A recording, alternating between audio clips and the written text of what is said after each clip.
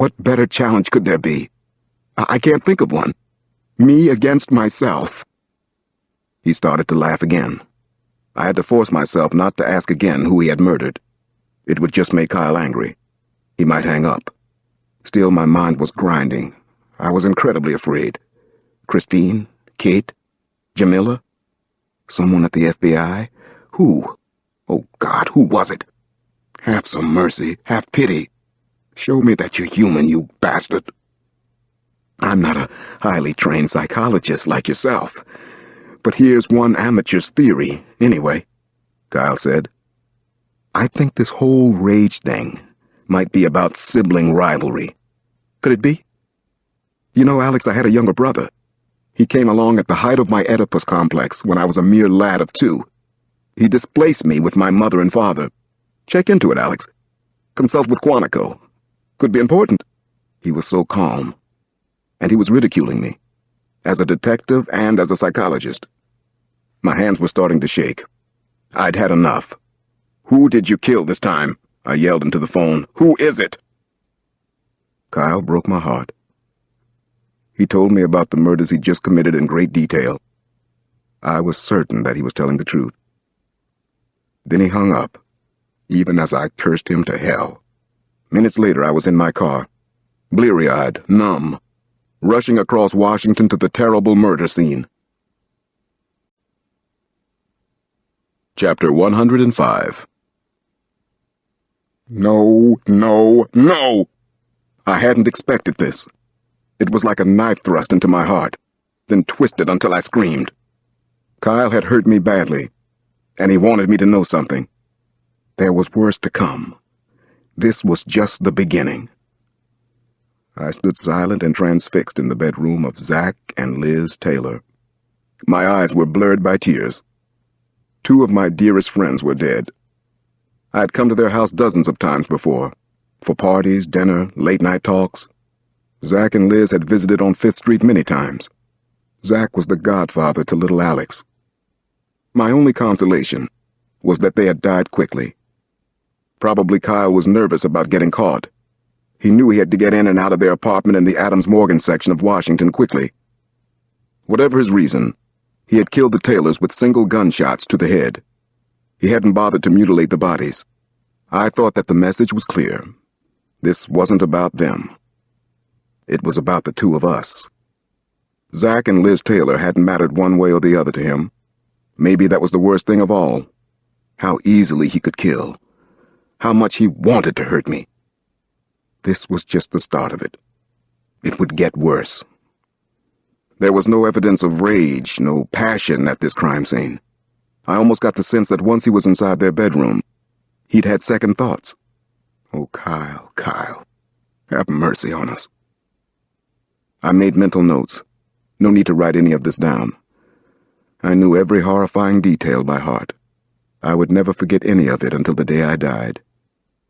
The gunshots had blown away the sides of their faces. I had to force myself to look. I remembered how in love they had always seemed to me. Zach had once told me that Liz is the only person I know who I enjoy being with on a long car ride. That was the test for him. They never ran out of things to say to each other. I felt incredibly hollowed out as I stared at them. They were gone now. What a terrible waste. What a horror show. I walked past their bodies to a large casement window that looked out on the street. I was feeling so unreal. I saw the marquee sign for Café Lautrec. Closed now. I thought about Kyle on the run. What he must be thinking. Where he might go next. I wanted to catch him, to stop him. No, I wanted to kill Kyle. I wanted to hurt him in the worst way possible. Someone from the crime scene unit edged up to me. A sergeant named Ed Lyle. Sorry about your loss. What do you want from us, Detective? We're ready to get to work here. Sketch, video, photograph, I told Lyle. But I really didn't need any of it. I didn't need any more graven images or even any evidence. I knew who the killer was. Chapter 106. I got home around 1 that afternoon. I needed to sleep, but I couldn't stay down for more than a couple of hours. I got up and paced all through the empty house on 5th Street. I kept walking from room to room. I felt the need to stop a terrible disaster from happening, but I didn't know where to start. The possible hit lists for Kyle were continually running through my head. My family, Samson, Christine, Jamila Hughes, Kate McTiernan, my niece Naomi, Kyle's own family. I couldn't get the image of Zach and Liz out of my head. They had been executed, in the prime of their lives, because of me. Finally, I was able to throw up, and it was the best thing that had happened to me that day. I pushed out my guts. Then I slammed the bathroom mirror with the heel of my hand and nearly broke it. Kyle was always a fucking step ahead, right? It had been that way for so many years now. He was such an unbelievable bastard. He had complete confidence in his abilities, including his power to elude us any time he wanted to. What would be next? Who would he kill? Who? Who? How could he make himself disappear after the killing? How did he blend in and become invisible when so many people were looking for him? He had money. Kyle had taken care of that when he'd played the role of the mastermind. So what was next for him? I worked at my computer late into the night and early morning. The computer was beside my bedroom window. Was he outside watching? I didn't think even Kyle would take that kind of chance now. But hell, how could I rule out anything? He was capable of large-scale mass murder. If that was his plan, where would he strike? Washington? New York City? L.A.? Chicago? His old hometown of Charlotte, North Carolina? Maybe somewhere in Europe. London. Was his family safe? His wife and his son and daughter? I had vacationed with them in Nag's Head one summer. I'd stayed at their home in Virginia a few times over the years. His wife, Louise, was a dear friend. I had promised her I would try to bring Kyle in alive if I possibly could. But now I wondered, did I want to keep that promise? What would I do if I ever caught up with Kyle? He might go after his own parents, especially since Kyle put part of the heavy blame for his behavior on his father. William Highland Craig had been a general in the Army, then chairman of the board of 2 Fortune 500 companies in and around Charlotte. Nowadays, he gave lectures at 10 to 20,000 a pop. He was on half a dozen boards. He had beaten Kyle as a boy, disciplined him ruthlessly, taught him to hate. Sibling rivalry? Kyle had brought it up himself. He had been highly competitive with his younger brother until Blake's death in 1991. Had Kyle actually killed Blake? It had been ruled a hunting accident. What about the older brother who still lived in North Carolina? Did he think of me as a younger brother? Did Kyle see Blake in me? He was competing with me, and he'd tried to control me from the start. The women in my life might have represented a threat to him, an extreme variant of sibling rivalry. Was that why he had killed Betsy Cavalier? What about Maureen Cook in New Orleans? And Jamila? I made a note to carefully think and plot out one particular angle. A dysfunctional family triangle with both Kyle and me in it. One step ahead. So far, anyway. If he went after his parents or his brother, we would have him. They were being closely protected in Charlotte. The FBI was all over them. Kyle knew that. He wouldn't do something stupid. Just cruel and nasty. One step ahead. That seemed to be the key to Kyle's fantasy life, at least as I understood it so far. He wouldn't make the obvious move. He would go at least one move, maybe two beyond that. But how did he stay a step ahead, especially now? A very bad thought had been running through my head lately. Maybe there was someone else in the FBI helping him. Maybe Kyle had a partner. I had finally drifted off to sleep when the phone in my bedroom woke me. It was 3 a.m. God damn him! Doesn't he ever sleep? I picked it up, clicked it off, then unplugged the phone from the wall. No more phone tag, Kyle. Fuck you. I was setting the rules now. This was my game, not his. Chapter 107.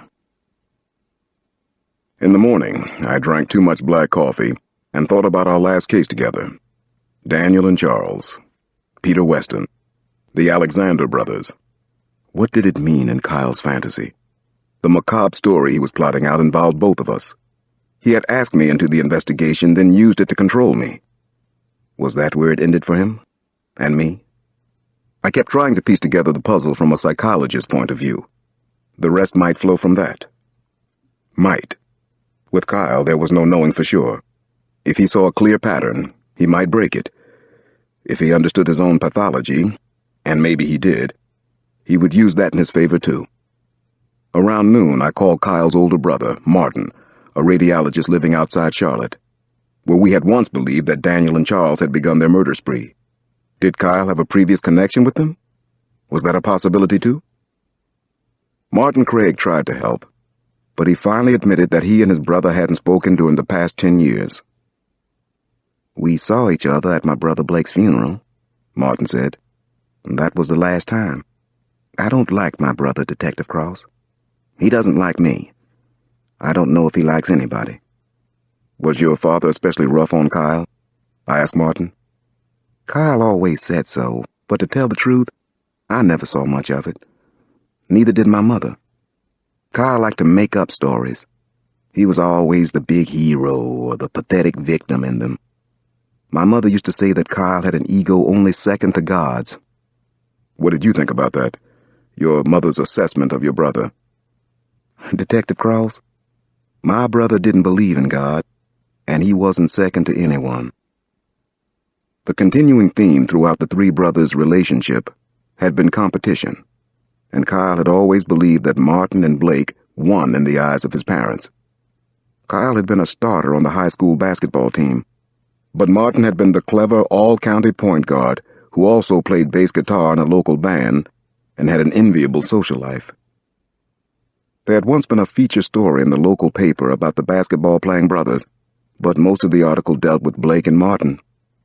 They had all attended Duke undergraduate, but Martin and Blake went on to medical school. Kyle became a lawyer, a career choice his father deplored. Kyle had talked to me about sibling rivalry, and maybe I was beginning to understand a little of the origins of his fantasy world. "Martin," I finally asked, "is it possible that Kyle murdered your younger brother Blake?" "Blake died in a hunting accident, supposedly," Martin Craig said. "Detective Cross, my brother Blake was an incredibly responsible and careful man. Almost as careful as Kyle. He didn't accidentally shoot himself. I believe with all my heart that Kyle had something to do with it. That's why he and I haven't spoken in 10 years. My brother is Cain. I believe he's a murderer, and I want to see him caught. I want to see my brother go to the electric chair. That's what Kyle deserves." Chapter 108. Nothing ever starts where we think it does. I kept remembering that Kyle had done nearly all of the TV and print interviews after the capture of Peter Weston in the foothills outside Santa Cruz. He'd wanted the praise. He wanted to be the star, the only one. In a way, that's what he was now. The brightest star of all. I had one decent idea about what to do next. Something proactive that might bother Kyle. I contacted the FBI and discussed it with Director Burns. He liked it too. At 4 o'clock that afternoon, a press conference was called in the lobby of the FBI building. Director Burns was there to speak briefly and then to introduce me. Burns stated in no uncertain terms that I would be involved in the manhunt until Kyle Craig was brought to justice, and that Kyle would definitely be caught. I was wearing a black leather car coat, and I buttoned it up as I stepped to the mics. I was playing this for all it was worth. I wanted to look self-important. I wanted to look like the star, not Kyle. This was my manhunt, not his. He was the prey. There was the usual mechanical buzz and hum of cameras, the incessant flashes, and all those inquiring minds of the press, those mostly cynical eyes staring up at me, waiting for answers that I couldn't give them now. It set my nerves on edge. My voice was as grave and important sounding as I could make it. "My name is Alex Cross. I'm a homicide detective in D.C.